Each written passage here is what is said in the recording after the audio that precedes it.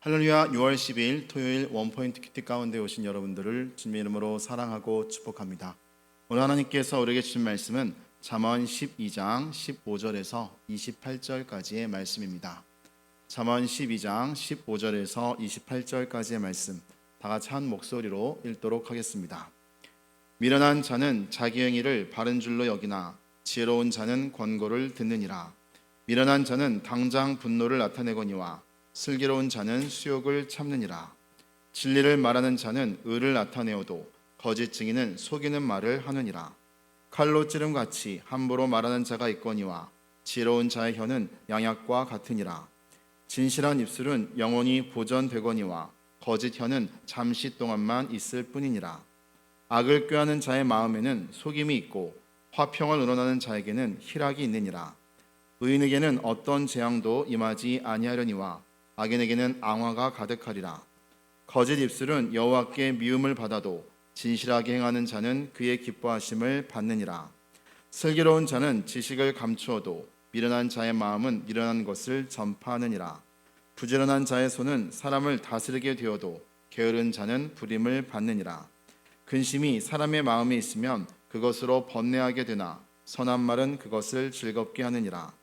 의인은 그 이웃의 인도자가 되나 악인의 소행은 자신을 미혹하느니라. 게으른 자는 그 잡을 것도 사냥하지 아니하나니 사람의 부귀는 부지런한 것이니라. 공의로운 길에 생명이 있나니 그 길에는 사망이 없느니라. 아멘. 이 시간 의인과 악인의 말과 행동이라는 제목으로 담임 목사님께서 큐티 인도해 주시겠습니다. 자, 우리 오늘 토요일입니다. 오늘도 한 주간 동안 복된 시간들 다 보내셨습니까? 우리가 토요일 날 되면 지나간 나의 삶의 발자취를 돌아보고 또 새롭게 인도하실 그분에 대한 소망을 두고 또 하나님께 맡기면서 나가시면 좋겠습니다. 특별히 내일은 주일인데 주님과 함께 온전히 하나가 되는 날, 그분 앞에 온전히 나를 드리는 날, 드림의 기쁨을 만끽하는 저와 여러분 됐으면 좋겠습니다. 오늘 잠언 12장 15절에서 28절 말씀 보면 오늘 크게 이 두 가지를 합니다. 미련한 자의 말과 지혜로운 자의 말, 그리고 부지런한 자의 손과 게으른 자의 손, 이런 것들이 여기 나와 있는데 특별히 성경의 미련함과 지혜로운 자를 늘 대비하면서 지혜로운 인생 되기를 원하지 않습니까? 15절 말씀 보면 이런 얘기를 합니다. 미련한 자는 자기 행위를 바른 줄로 여기나 지혜로운 자는 권고를 듣느니라. 내가 나를 보는 관점은 지극히 제한되어 있어요. 또 자기 이기적인 이익 중심으로 보기 때문에 많이 왜곡되어 있습니다. 나는 가장 객관적이야, 나는 누가 보다도 나는 공평해, 이렇게 말하는 사람조차도 자기의 어떤 이권 속에 또 자기라는 하나의 그 필요 속에 그 바운더리 안에 자기 중심적으로 판단하고 보게 돼 있어요. 그래서 왜곡되어 있다 이 말입니다. 그래서 때로는 이 모임에서 객관적으로 비춰진 나, 저 모임에서 객관적으로 비춰진 나, 또 이런저런 많은 여과를 통하여 비춰진 나의 모습은 나를 돌이켜보는데 유익하다 이 말입니다. 그런데 나는 절대 그런 사람이 아니라고 악을 쓰면서 자기를 스스로 변호한다고 한들 무슨 유익이 있겠습니까? 나를 긍정으로 보든 부정으로 보든 그 대목은 혹시 내가 비춰진 면에 대하여 나를 살필 수 있는 좋은 기회가 돼요. 이래서 미련한 자는 자기 행위를 바른 줄로 여기지만 지혜로운 자는 그 다른 모든 사람들의 충고를 그는 듣는 귀가 있다고 말합니다. 오늘 그런 면에서 보면 이 16절에서 23절에 이어지는 말씀의 대목이 미련한 자의 이제 드디어 말과 지혜로운 자의 말이 대조가 되는 이유가 이런 중심으로 살아보세요. 미련한 자는 당장 분노를 나타내거니와 내 마음에 안 들고 내 눈에 안 차고 또 내게 유리하지 않으면 분노가 터집니다. 그 분노가 얼마나 여러분 거짓된 분노고 가증스러운 분노입니까? 간혹 어떤 사람은 예수님도 분노했기 때문에 나도 분노한다. 예수님은 하나님의 기준이에요. 그의 신성의 완전함이 있어요. 그래서 하나님의 뜻을 이루지 않는 하나님의 그 백성들이 축복을 가로막고 어리석고 심판을 불러오는 그 모습에 대하여 주님은 탄식하며 분노하는 거예요. 배경에는 예수님은 그득한 사랑이 있는 겁니다. 그런데 우리의 분노는 나를 탐해하고 나를 사랑하는 마음이 있기에 거짓되다 이 말입니다. 그래서 분노를 나타내거니와 슬기로운 자는 수욕을 참느니라. 이 참는 것은 하나님께서 보상이 있다는 것을 성경은 우리 여러 곳에서 말하고 있어요. 그리고 17절에 진리를 말하는 자는 자기 의를 나타내어도 거짓 증인은 속이는 말을 하느니라. 진리를 말하는 자는 자기 의를 나타내어도 거짓 증인은 속이는 말을 한다. 이렇게 비교를 했어요. 우리가 진리와 함께 하나가 되고 진리가 내 것이 되고 내가 진리가 되면 내 의가 아니라 사실은 진리의 의이기 때문에 나는 그 의에 가리워진 존재가 되니까 복된 존재라 이 말입니다. 그런데 오늘 거짓 증인은 속이는 말을 함으로써 오히려 두 가지 죄를 범한다 이 말. 양심을 속이고 오늘 재판관을 속인다 이 말이죠. 하나님도 속인다 이거죠. 오늘 18절 말씀 보세요. 칼로 찌름같이 함부로 말하는 자가 있거니와 지혜로운 자의 혀는 양약과 같으니라. 우리가 사이다 발언에 대해서 너무 좋아하면 안 돼요. 그렇게 말하는 것에 대해서 열광을 하고 그런 사람을 따라가면 또 극단으로 치우치고 소중한 가운데 것을 다 놓치면서 함께 공동체가 크게 손해보는 경우가 얼마나 많습니까? 그래서 모든 혁명은요 다 한 가지씩 치우친 면이 있기 때문에 혁명이 일어나지만 그 이후에는 균형이 필요해요. 좌로나 우로나 치우치지 않는 균형. 네, 그래서 보통 상대방을 향하여 자극하여 말을 비틀어서 칼로 찌른같이 말하는 게 국회에서 일어나고 아니면 어떤 공동체에서는 일어나고 어떤 모임에서 일어난다면 결코 타협이 없는 양극단으로 서로를 원수보듯 하여서 피차에 멸망하더라 이 말입니다.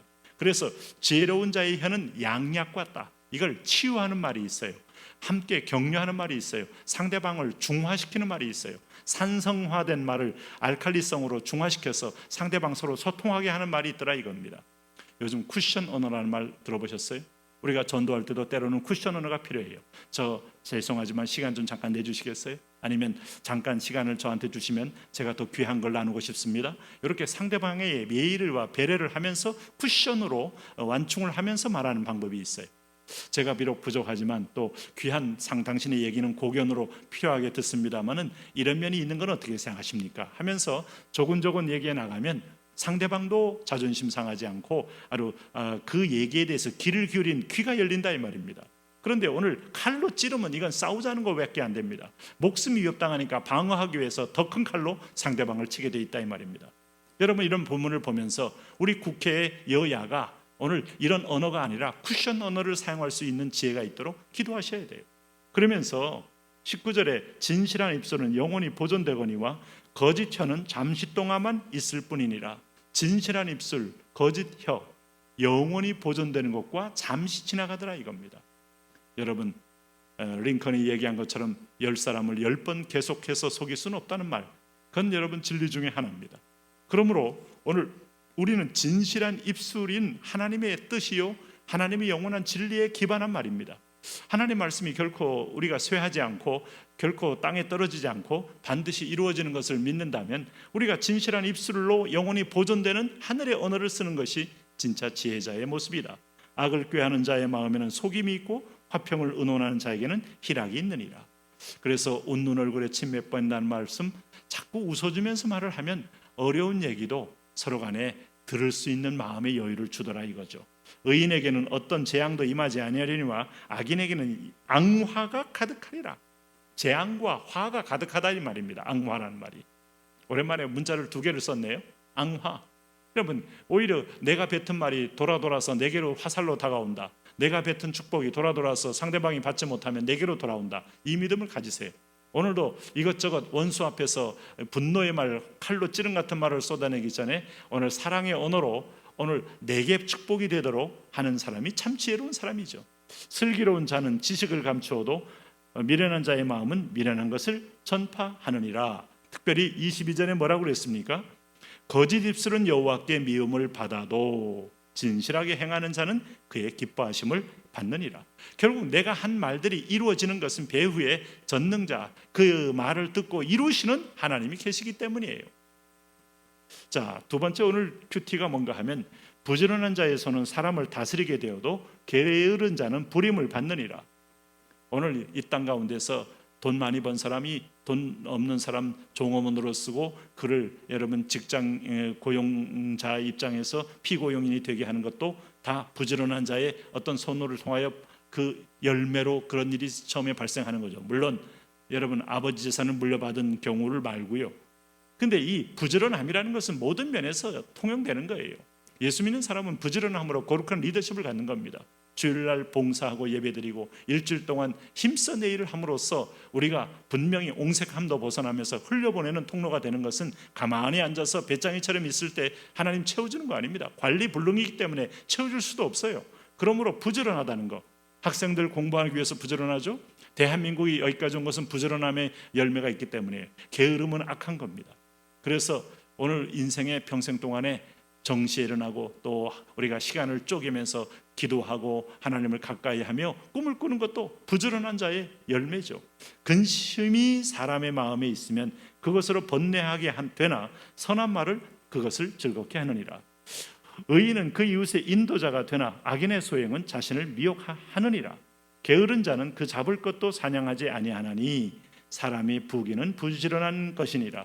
자, 부지런한 자는 어떤 사업체의 장이 되고 리더의 장이 될 가능성이 매우 높다. 그리고 게으른 자는 결코 피고용인이 되고 날마다 그는 어떤 면에서 보면 을로서 끌려다니는 인생이 될 가능성이 높다. 그리고 27절에 보니까 부지런한 사람은 부귀가 함께 임한다. 여러분, 예수 믿는 사람, 오늘 하나님 나라를 위하여 우리가 진실한 말과 부지런함 두 가지가 아름다운 두 바퀴와 같은 덕목입니다. 오늘도 그것을 재확인하고 나를 다시 또 한번 새롭게 해서 정직과 부지런함으로 나아가시면 좋겠습니다.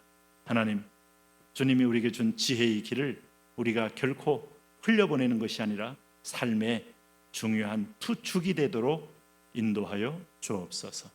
예수님 이름으로 기도합니다. 아멘.